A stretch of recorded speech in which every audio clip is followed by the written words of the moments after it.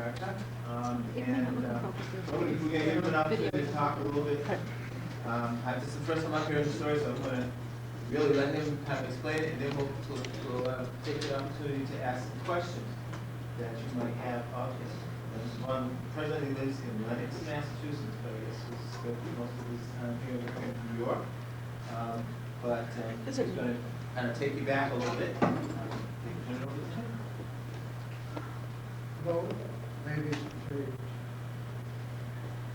I am the grandfather of one of your fellow students, and she's the one who urged me to come here to talk to you about experience which must be very strange and enormously distant from anything that you have experienced yourself. And for that, we should be very grateful. During the 82 years that I have been alive, I have been witness to, partook in, or was living when events of enormous importance have taken place. Let me list some of them for you. World War I, the Russian Revolution, World War II, the Marshall Plan, the rise of Nazism in Germany, World War II, and the enormous amplifications it made to the history of the world and the peoples of the world. Events so catastrophic that the waves that it created in the world are still washing up on our shores. I was alive and witness to the creation of the United Nations. Before that, the forerunner of the United Nations was an organization called UNRWA, that stands for United Nations Relief and Rehabilitation Administration. I served in it for a year. It was for me the transcendent experience in my lifetime. I was able, by virtue of my position, to help thousands and thousands of people to find a safe haven after being enslaved in camps, being refugees all over the continent of Europe, being killed, gassed in gas ovens, murdered, tortured, enslaved. It was a horrible experience for them. At the aftermath of the war, 8 million refugees were scattered throughout Europe. Just think of it, 8 million refugees. You can think of every citizen, man, woman, and child, in all of the city of New York, a refugee, a deportee, a man without men, without children, without anybody. When I visited DP camps, displaced persons camps in Europe, my responsibility was to make sure that the food, the clothing, the shelter was indeed delivered to them. The occupants of the camps that truly broke my heart were the children. You are old enough to understand that the children were born as a result of rapes, random couplings, the desperate desire for some human warmth and contact, for a piece of bread. And they'd never known a brother, a sister, a parent, a father, a mother, an uncle, and they were small animals, hungry always, beat always, never knowing who would kick them next or where they would end up at. They were so inured and so deprived of food always that they would steal things even though they had enough to eat at that time. At that time, we would find children with pieces of butter stuck under their night clothing and melting so that we had to take them off and replace their food. Crusts of bread, parts box of apples that they took with them. There's no way that you can understand, and I hope that you never have to experience, the terrible trial of children whose only fault, whose only sin, was to have been born in terrible times. I want to tell you about my own family and the experience we had in arriving in the United States of America. Let me first tell you about the family of my father. My father was born into a family who had been scholars and rabbis for 4 generations. His father was still the head of a rabbinate school that was like a seminary that trained scholars to become rabbis. He and my grandmother were killed in a pogrom before I was born. So I never knew. My father, while he achieved the stature of Smichus Avrabanus, which means that he was qualified to be a rabbi, was also an intellectual. And I believe at that time must have been involved in some of the social rumblings that stirred the intellectuals in Russia, and probably took some action or some act in the revolution of 1905. This was a relatively minor affair, poorly organized, without any chance of success. Many were found, many were put in prison. My father escaped free. A rabbi means that one is a teacher, also a jurist, one who agitates and who adjudicates problems between people, between husband and wife, between business people.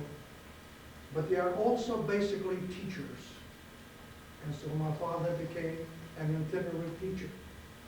It might be interesting to know that well-to-do families, Jewish families in Russia, did not send their children to gymnasia that was reserved largely for other faiths than the Jewish faith. And women, girls particularly like you, had no schooling except people like my father, itinerant teachers, would come into and live and become part of the household of the well-to-do establishment, and the children in the household, together with their friends, would come and become that teacher's students. That is how my father met my mother to be. She was part of a household, of a well-to-do household, and he came to teach my mother, my younger sister, my aunt, and their friends. My mother's family was different. My grandmother's brothers were very important business people. They dealt in forests and lands and were wealthy because the aristocracy in Russia, gamblers, dissidents, many of them, would borrow money. And being unable to pay it would give them part of the vast forests that they owned, vast lands, and whole villages in repayment. And so they were a very sophisticated household. Because of that, and because they visualized future trouble arising in Russia, they planned to make sure that the younger generation would be safe. And so my mother's 2 brothers were sent to the United States of America in 1906 to become Americans, and they did. My grandfather, my mother's father, went to South Africa for the same purpose, to start a branch over there. It was their plan also that caused my father to come to the United States to join my mother's brothers and to become a businessman, because being an itinerant teacher was not exactly the kind of life that would make for a good family life.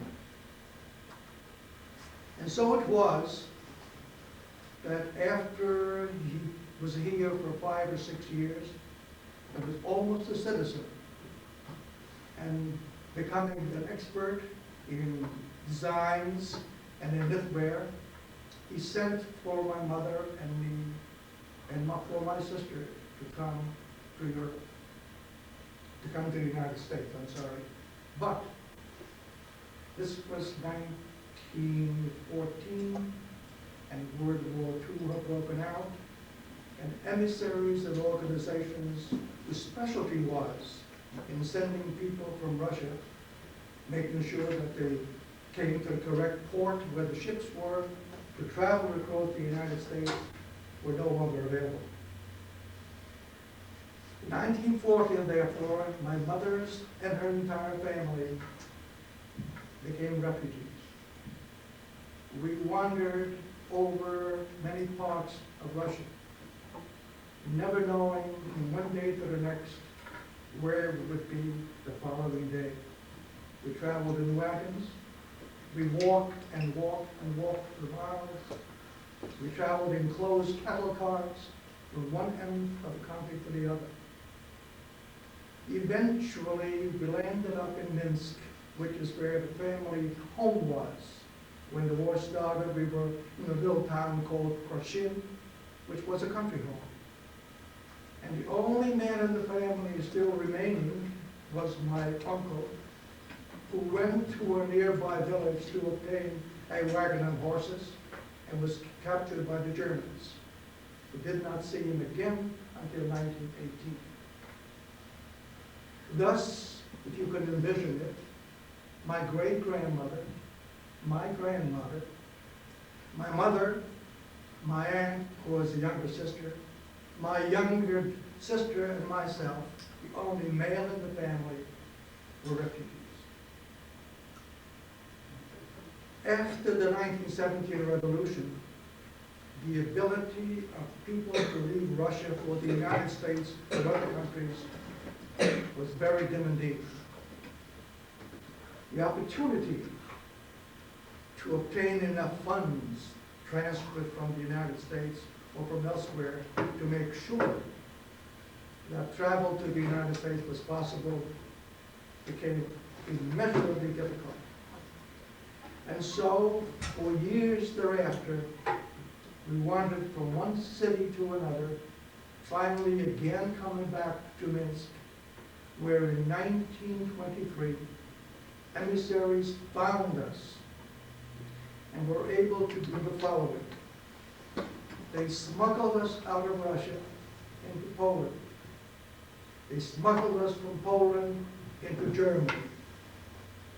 They transported us from Germany to France, to a city called, a port called Cherbourg.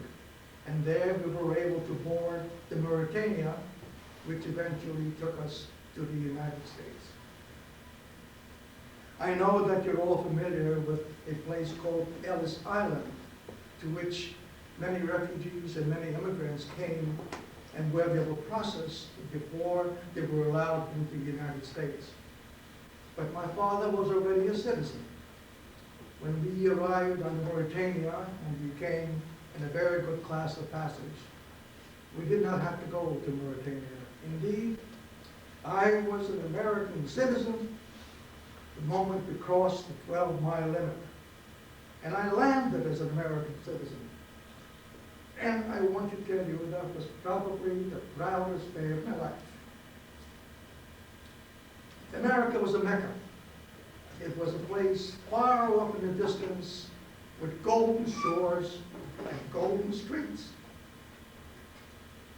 And this is where everyone hoped with all their hearts that they could go to. Now let me tell you something about immigration and the waves of migration that have built this country.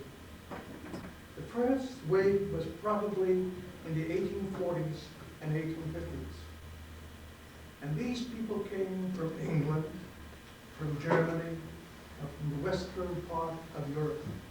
They were skilled laborers, artisans, doctors, lawyers, and their number probably 1 million people. They were voluntary immigrants. They weren't forced to come here by hardship in their own countries, by prostitution, or for any other causes. They wanted to come here, and they did. The second huge wave of immigrants came here in 1900 to 1910.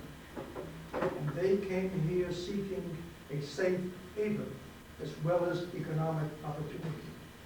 This was not just a matter of earning a living.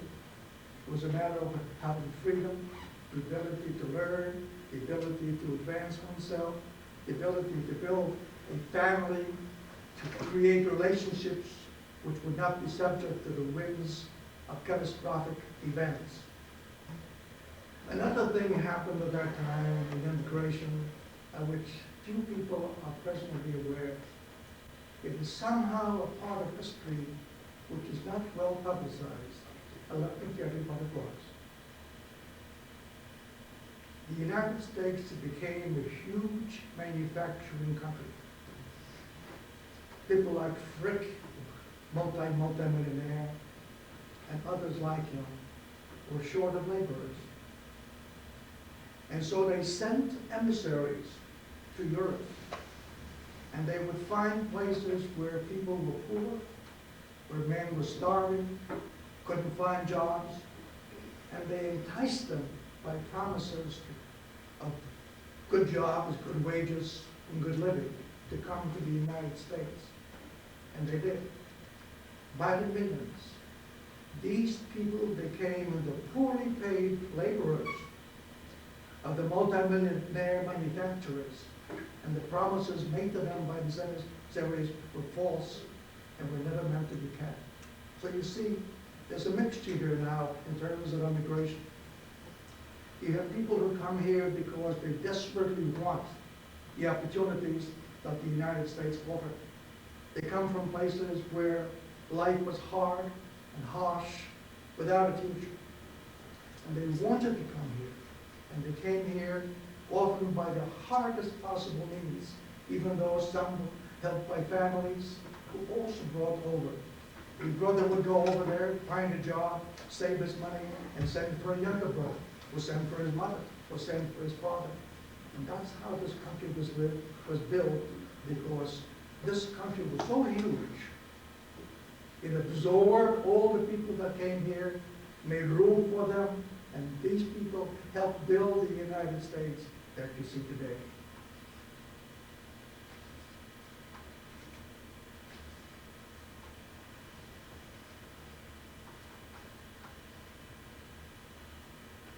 Let me now change the topic to give you a broader spectrum that I have made so far. Throughout recorded history, refugees and emigrations were present. Wars in the early years, before even Christ was born, were brutal and relentless. Entire peoples were killed off or enslaved. And those who were enslaved were forced into labor, forced to become burdens, bear burdens, and they're the ones who often contributed to the growth of a country that had enslaved them. And they, in turn, lost a war, and their people were enslaved or took long journeys to escape their situation.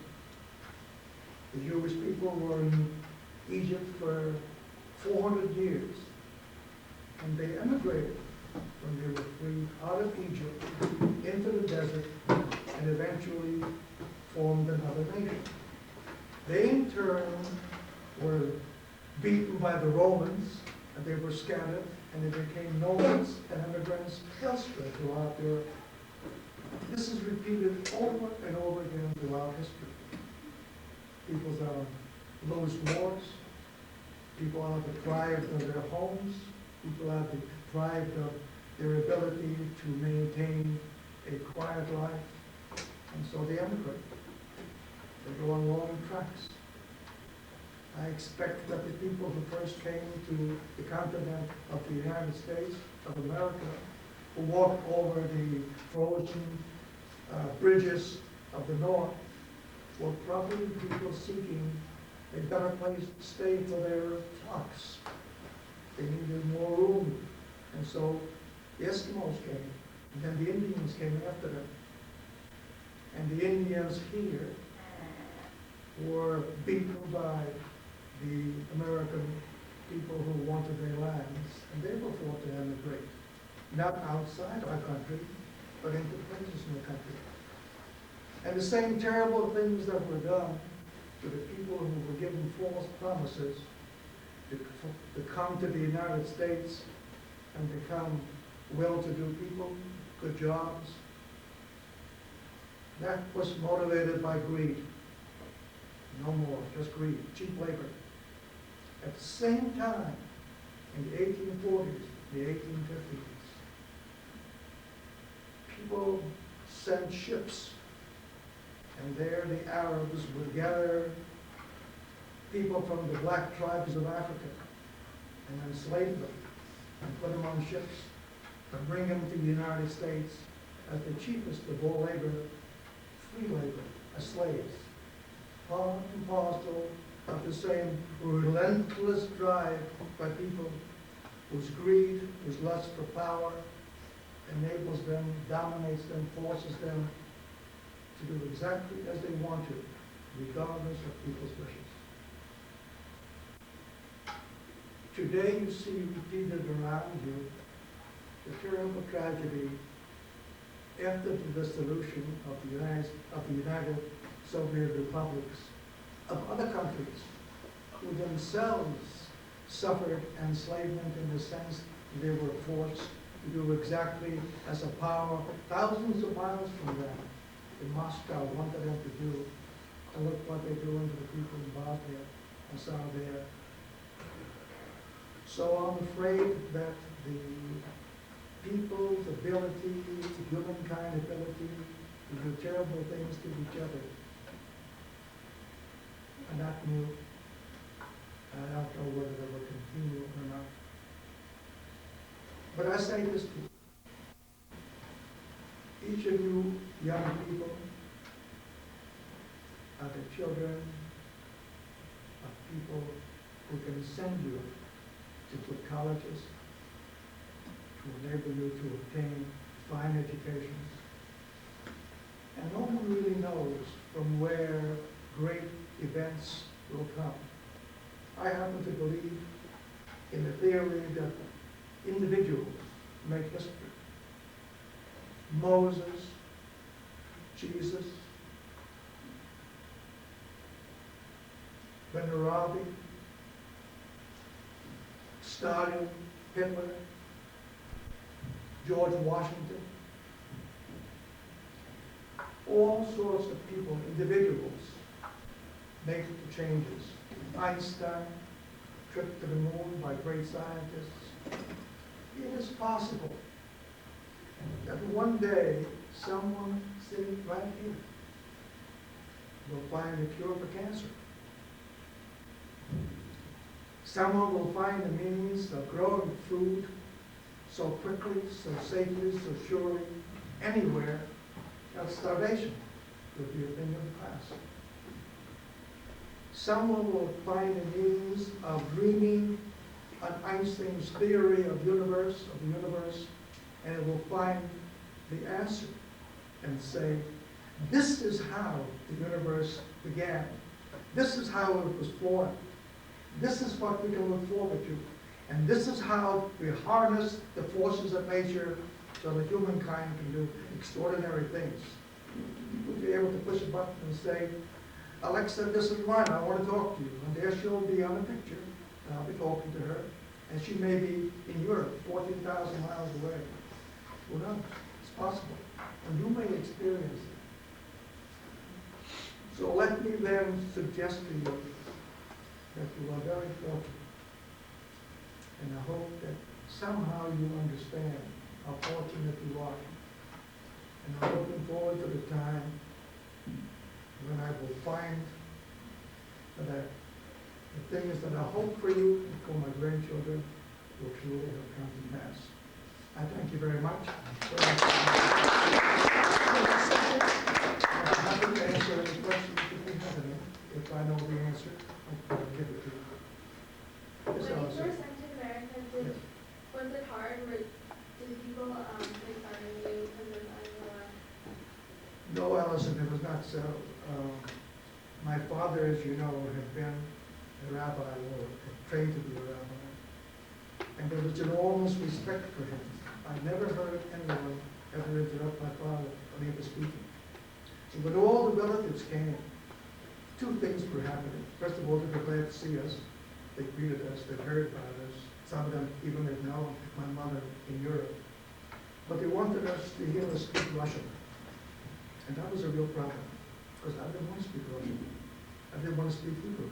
I didn't want to speak Polish. I knew these languages. I wanted to speak American. So there was a problem. Only that one, but that was really a small problem. But no, I mean nothing but courtesy and understanding.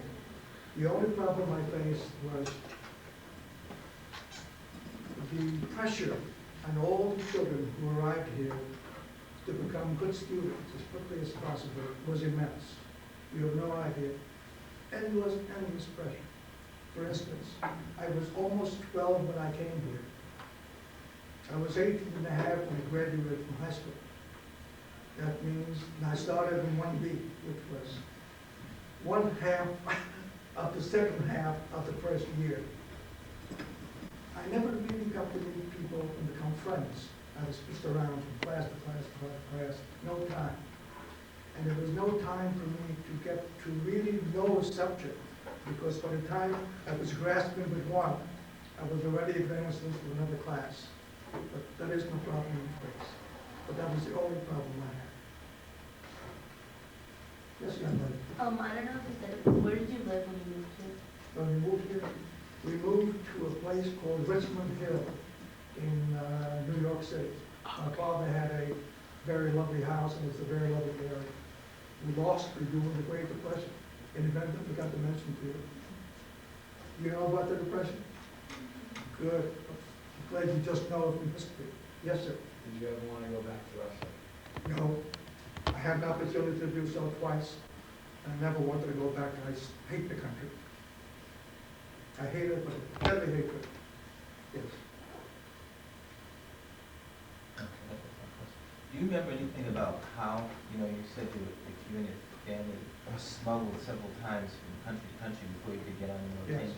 plane? Do you remember anything about those experiences? No, I have vague recalls. For instance, I remember Germany as having very wide streets and very clean streets. I remember Poland with enormous squares. The only reason I remember those things is because in being transported from one place to another, I probably passed through these places. But they're always kept very closely guarded and in areas where we would not readily be found, which meant that we couldn't walk around and learn about the particular country we were in. Any other questions? How old were you when you moved out of Russia to come here? I was 11. Yes. Did you have any doubts? Doubts about coming here? I couldn't wait. It was a constant, endless dream. It was the hope of coming here that sustained us. That's what I meant. Were you scared? Did you think? I guess that I lived in fear, which became a numb fear afterwards because it was so prevalent all the years until I came. I never remember a time when I was secure. I never remember a time when I knew whether I would eat again or when. So yes, I was scared. Yes.